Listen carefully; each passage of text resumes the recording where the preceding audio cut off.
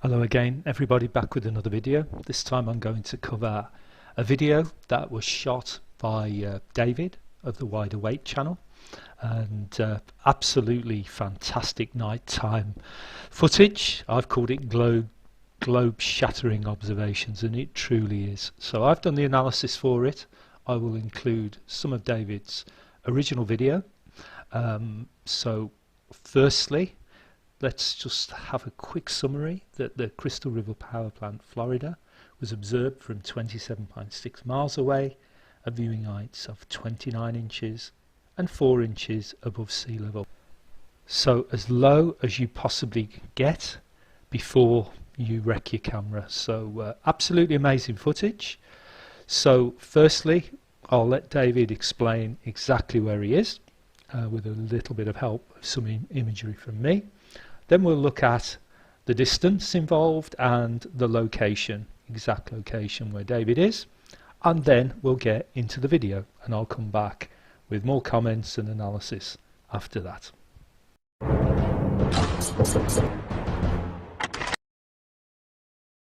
Okay, one of the other things is I wanted to make sure that I showed that I was at Pine Island here.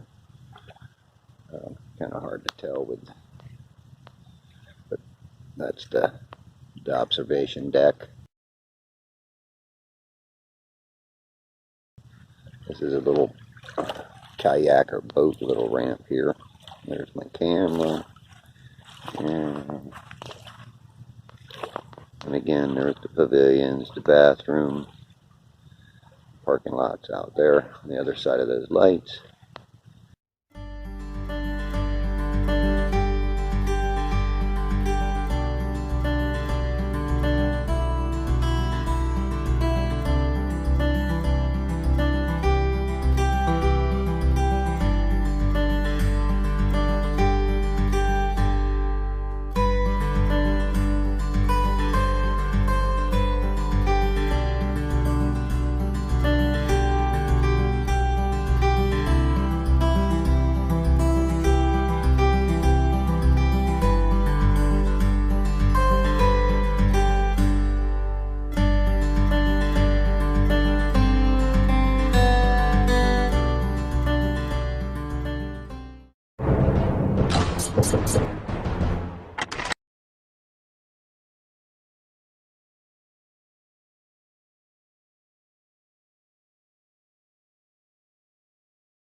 Okay, randomly I was just moving around the horizon, just taking pictures. You may want to pause it here and there. But I was taking shorter exposures with this much light, otherwise it's just too much light. And you'll have to learn to work your the amount of time that you expose, do the exposures, and try to get the best exposures, and you'll see where some of them have a little more light than others, because I gave them another second or half a second longer. And just it does highlight things and brings things out a little bit better. And this is what I really look at these pictures and I say, wow, it blows my mind that I'm able to zoom out, and not even at full zoom, and catch these boats way out there on the horizon, and even some of the bird racks. Later on, I take the camera and I do move it, but I want to show that, I wanted to show there that my camera hadn't moved. I kept it at the same spot while taking all these pictures right here. How much of this area do you think I should see? Being that I'm still at the 2 feet. Tide did go out a few inches, so yes, there very well could be a couple more inches that you could add on to it, but I'm pretty happy with just knowing that I try to be as honest as I can about the camera height. I don't always have a tape measure there, and that was really a really long exposure there. So is this. And as it gets darker, you may find yourself doing a longer exposures. And look at that light coming way out from out in the distance. Its light trails all the way right up to me, just like sunlight does. Very interesting. Shows me that there's no curvature there Otherwise, that light would be blocked off. Also, that light's probably just a few feet above the water anyhow. I don't believe that was a huge boat out there. I think it was um, a mullet boat, and they usually have bright lights on their boat, uh, shooting out so they can gig their mullet. Okay, I'm attempting to take a picture of the Crystal River Power Plant here with a long exposure, about 28 inches above sea level.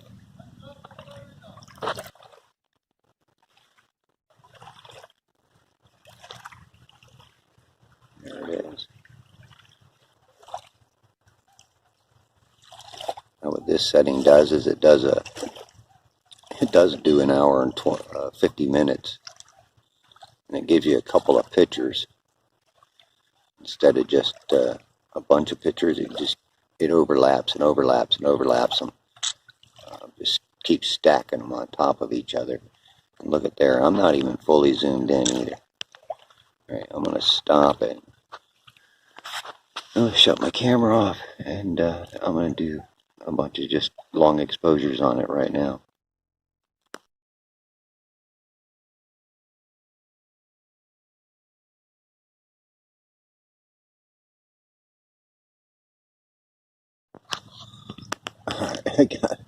I had my camera reversed.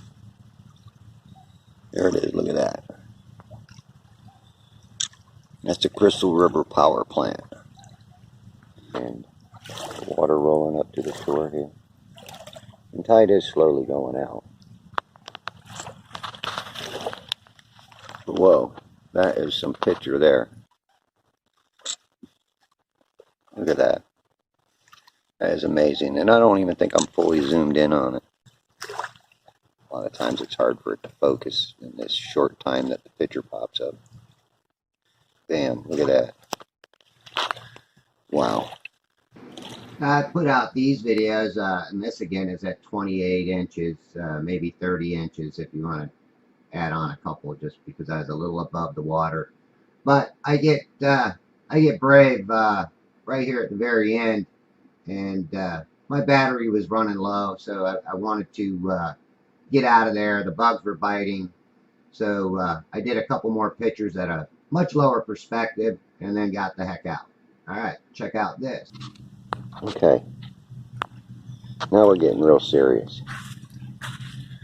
Okay, I got this thing right at water level. Yeah, I can't get it much lower than this, otherwise my camera would be in the water. And I got my... And there it is. I don't even have it on full zoom yet. Let me turn that light off. There it was.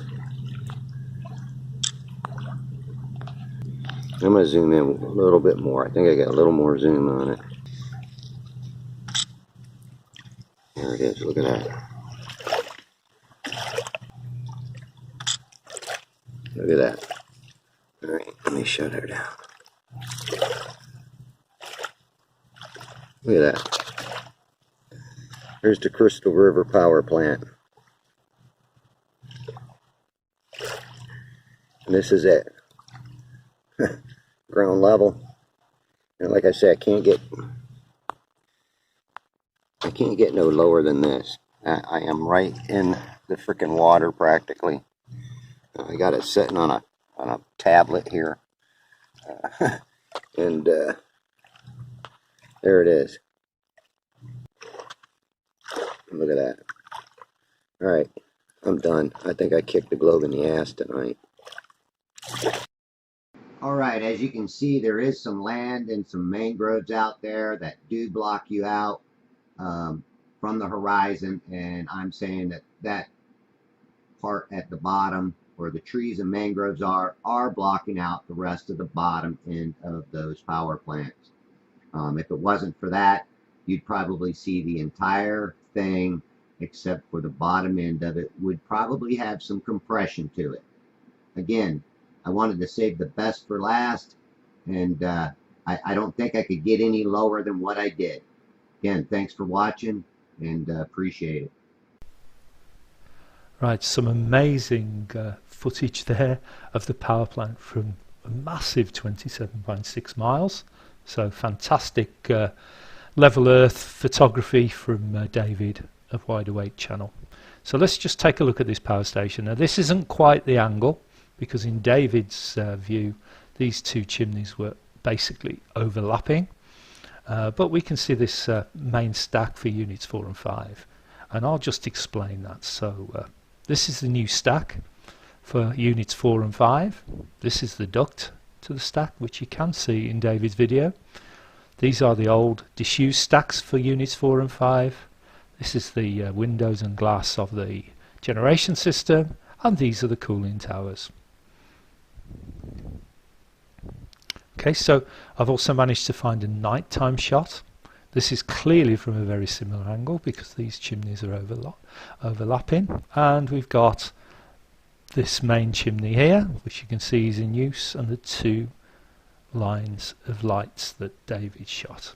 And what I've done is I've created a comparison image that we'll look at David's image against at night, which is a zoomed in section of that power plant. I've also found a daytime image of the power plant, again from a very similar angle to David's, with the overlapping old chimneys, and I've generated a comparison image that we can use to compare against the images that David's actually got. Okay, so let's have a look at the stack heights of the power stations. So this is from an old memo that I found, but dating back to 2009, and I think it was to do with some environmental testing, but you can see clearly here that the old unit 5 stack, which is the same as the old unit 4 stack, the stack height is 598 feet, and if anybody wants to check that up, I've put the URL or the link that you can search for to check that up.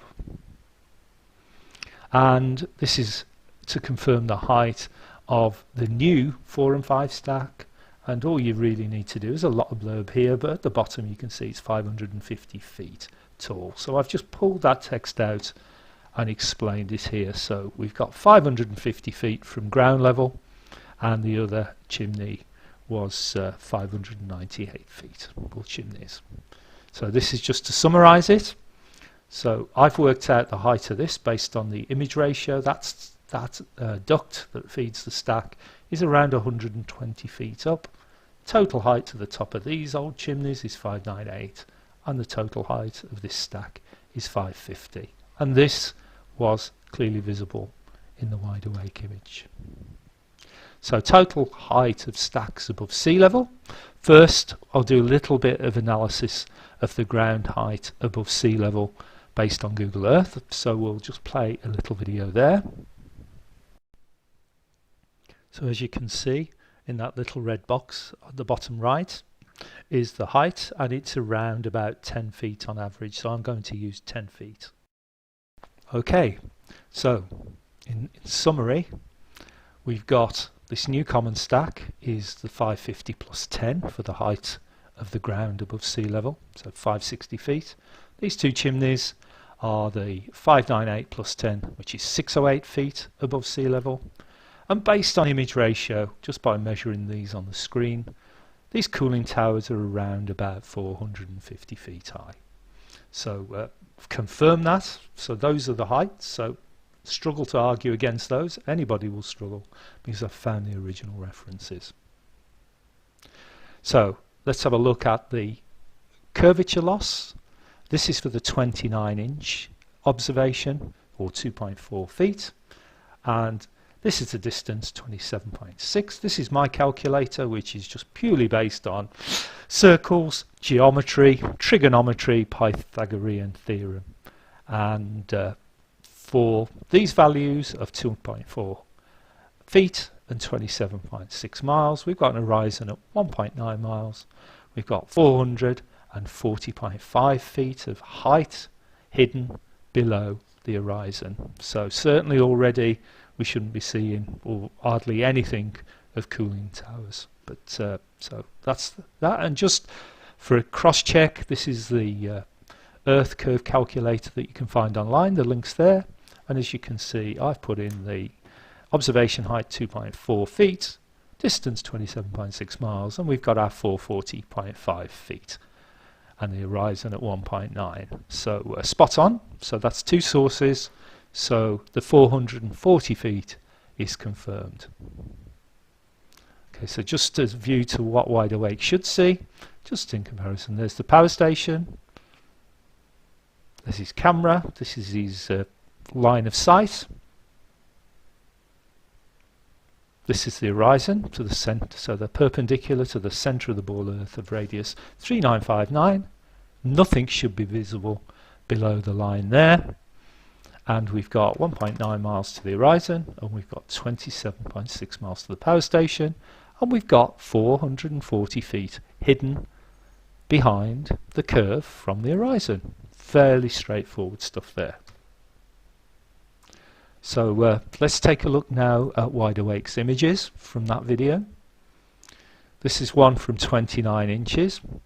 Now these two sets of light, especially this one here, are very, very significant, as we'll see. And it helps us to understand what's happening with the images. Without that, this proof of level Earth wouldn't be half as good as it turns out to be, which is excellent. So I've brightened that image up so you can see the cooling towers here. You can see the main building lights here. These are the two disused stacks, and this is the new stack.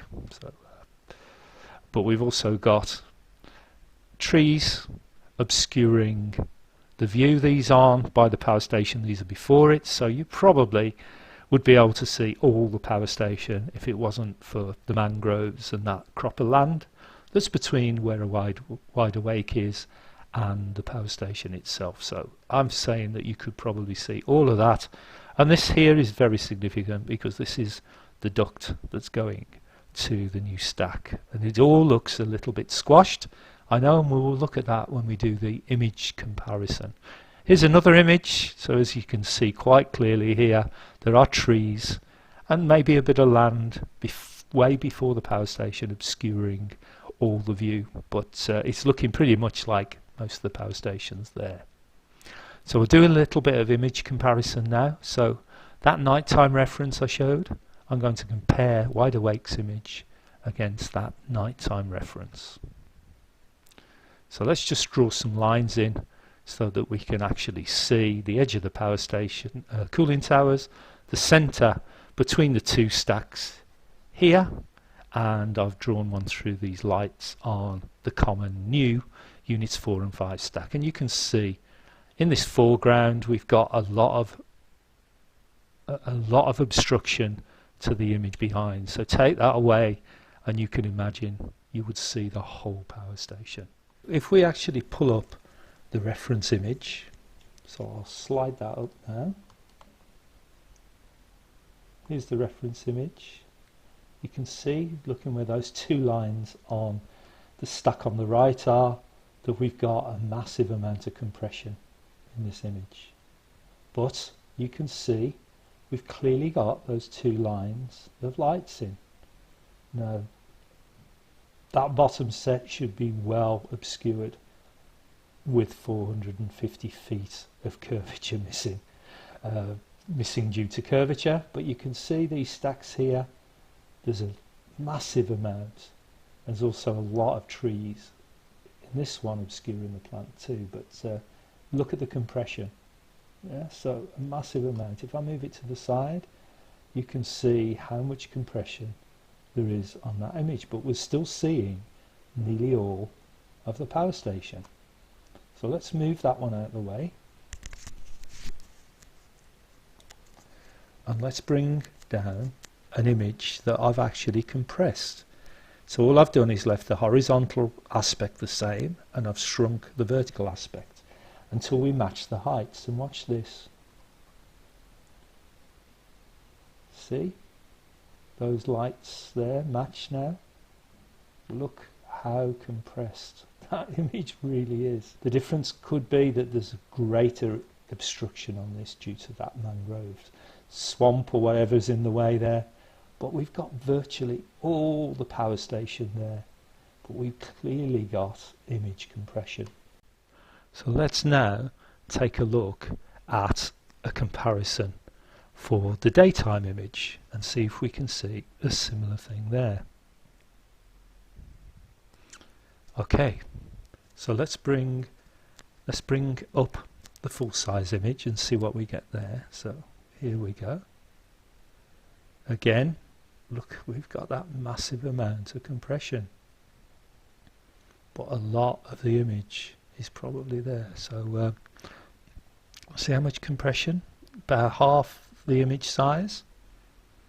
Bear in mind those lights on the previous one confirm we were seeing most of the stack. So what I've done here is I've compressed the vertical aspect again. So now we've got the same size and we've virtually got exactly the same amount of power stations. So what we're showing here is that David is seeing virtually all the power station. They may be a little bit more obscured because of the trees that are closer to him, but we've virtually got all the power station. So absolutely fantastic imagery there. Right, so we've seen that we've got most of the power station there, if not all of it there.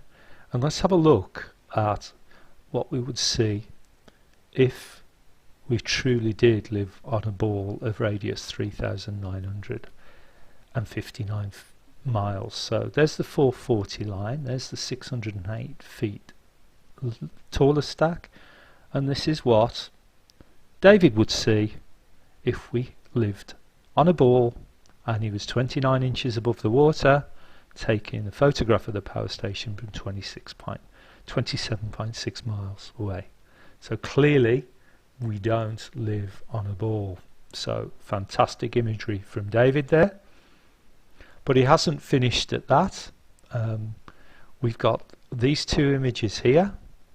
We've got the 4-inch image that he took and the 29-inch image. So you can still see here the cooling towers, this stack, the tall diffuse stacks, and we've got this stack here.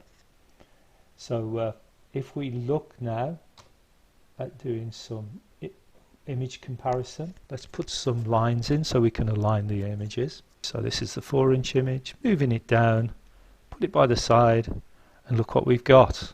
We've got more image compression, but all the power station is there. See where the two lines are here on this stack on the right hand side? It's all there. It's just compressed more. So we've got image compression. But for anybody saying you need to get lower, well, David's done just that, and he's shown that he can get all the power station from 4 inches above. So absolutely fantastic proof of level Earth here, David, so thank you. Okay, so looking at the curvature loss at 0.3333 feet, which is 4 inches, 27.6 miles. We've got a horizon now at 0.7 miles, and we've got a massive curvature loss or height hidden below the horizon of 482 feet. What a massive amount. And what does that mean? Let's go back to our diagram. So there's the tall chimney, 608 feet above sea level, and let's have a look at where the 482 feet. So it's way above the cooling towers, and virtually nearly all the new chimney should be hidden. Certainly shouldn't be too well. The second row of light towards the bottom missing. So again, from 4 inches, from 27.6 miles, we clearly do not live on a ball. Just a few final words again to thank David for his excellent contributions to proving that we live on a level plane, a level Earth. I'm really sorry that you're going to stop making videos, but I do understand your position with your business, and also the position with having very few views, lots of shill attacks, when at the same time some of the major shill channels are putting up fuzzy images of images appearing to be missing over the horizon, claiming that's curvature and getting hundreds of thousands, if not millions of views. It isn't a level playing field. I'm sorry you've been virtually hounded off by YouTube, your channel's been suppressed, but you've left a great legacy, and me personally, you've helped a lot in understanding what we're looking at. So big thank you, David. As I said, the original video can be found with a link in the description. So from me, it's goodbye, and thanks for watching, thanks for listening, and also the Earth is level, folks.